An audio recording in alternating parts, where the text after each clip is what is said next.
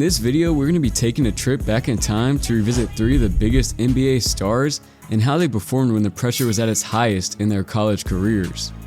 Kicking things off with one of the most unforgettable tournament runs in NCAA history, we're going to take a look at the Davidson Wildcats. Davidson isn't exactly known as a basketball powerhouse, and their success this season was largely thanks to Stephen Curry and his unreal scoring ability, averaging nearly 30 points per game, which is far from normal in college. This success flew largely under the radar until March of 2008, where this success hit the national stage during the NCAA tournament. Curry and the Wildcats quickly found themselves in trouble, trailing the number 7 seed Gonzaga by 10 points in the second half. But instead of backing down, Curry stepped up to the challenge and went absolutely nuclear, dropping 30 of his 40 points in an unbelievable second half comeback. He moves his head, he moves his eyes, tucked in the middle.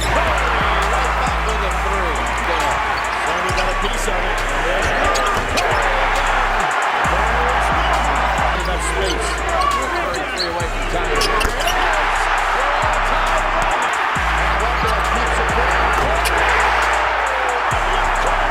He carried Davidson to an 82-76 first round win, and that was only the beginning of the tournament run. In the next round, Davidson faced number 2 seeded Georgetown, and once again, Curry found himself on the wrong end of an early deficit, trailing 46-29. But I think you guys can guess what happened next. Curry on the jump shot. Here he is. Can he hit this one? And one! It could be the 4-point play. Richards and Curry used to playing right at 34 minutes a game. He'll make that one. Best look of the day. He will make that one. Then I think that Georgetown ought to just camp him down inside. Beautiful pass. Lovedale makes it a 2-point game. For Jesse had his career high in the Big East tournament against Villanova. 22. Back is Curry with a 3. It's better than that, but you have to look at the fact. Nice backdoor cut. And one for Curry. What a pass. This escaping with a win as a 2 seed. Tennessee a 2 in trouble. Here's Curry. Oh my goodness. Another 3. Curry went off again, leading Davidson to a massive upset. This time he dropped 30 points to send the Wildcats to the Sweet 16.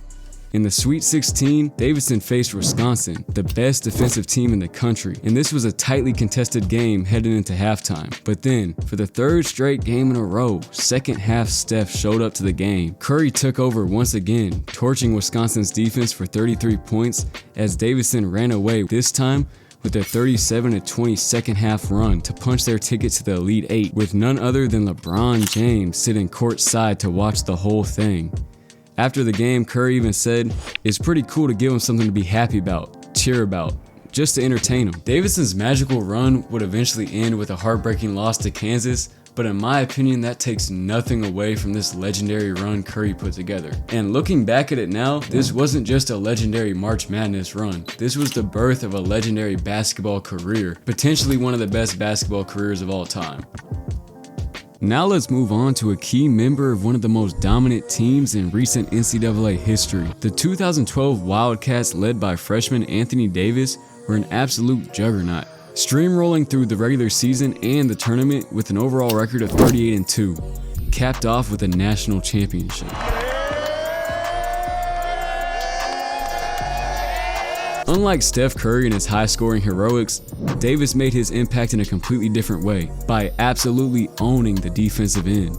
During Kentucky's championship run, AD averaged a ridiculous 5 blocks per game, completely shutting down opposing offenses, while still being a threat on the other end with his post-up as well as ball-handling ability, a unique set of skills for a big man. His defensive presence alone was so dominant that he finished his college career with the most blocks by a freshman in NCAA history, as well as the most blocks in Final Four history. And of course, this dominance eventually led to a national championship for Kentucky, and it also led Anthony Davis to become the number 1 overall pick in June's NBA draft. He got drafted to the New Orleans Hornets, now the New Orleans Pelicans, and you know the rest of the story with him. We know who he is now. Now finally, let's shift back to an absolute scoring machine. Buddy Hield and the 2016 Oklahoma Sooners were an offensive powerhouse, and Hield himself was lethal. He could have entered the NBA draft a year before in 2015, but he decided to return to Oklahoma, one of the best decisions he could have made in his career, because when he came back, he knew he had to step up. He's quoted saying, maybe 19, 20 points. To average 25 on a nightly basis is kind of a tough thing to do. Everyone's coming at you and you still got to put up huge numbers. But that's exactly what he did. He averaged exactly 25 points per game, shooting an insane 46% from 3, and he led Oklahoma to its first Final Four appearance since 2002. Oklahoma's tournament run was filled with electric performances from Buddy Hield, like his 36-point outburst versus VCU in the second round, where he dropped 19 of those 36 in the second half to absolutely carry Oklahoma to victory. Then came the Elite 8 matchup against top-seeded Oregon, and Buddy took things to a completely different level. Hield, he's unconscious from there. 46%. Notice where Hield is. Yes, I do.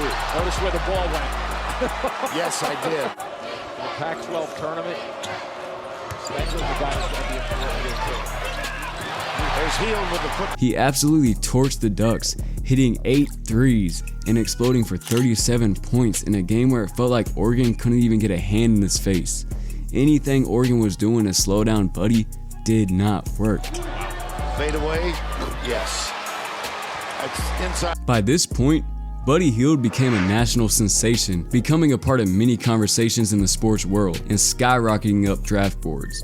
He even started to draw comparisons to a certain Davidson star we talked about earlier in this video, and people began asking the question, could Buddy maybe even take this Oklahoma team all the way? Unfortunately, that dream came to an end in the Final Four when Oklahoma ran into the buzzsaw that was the 2016 Villanova squad. Led by young Josh Hart and Jalen Brunson, the Sooners were simply outmatched in this matchup, and they could not handle what was getting thrown at them. And despite that loss, Buddy's tournament heroics solidified his spot as a lottery pick in the NBA draft later that summer, where he went 6th overall to the New Orleans Pelicans.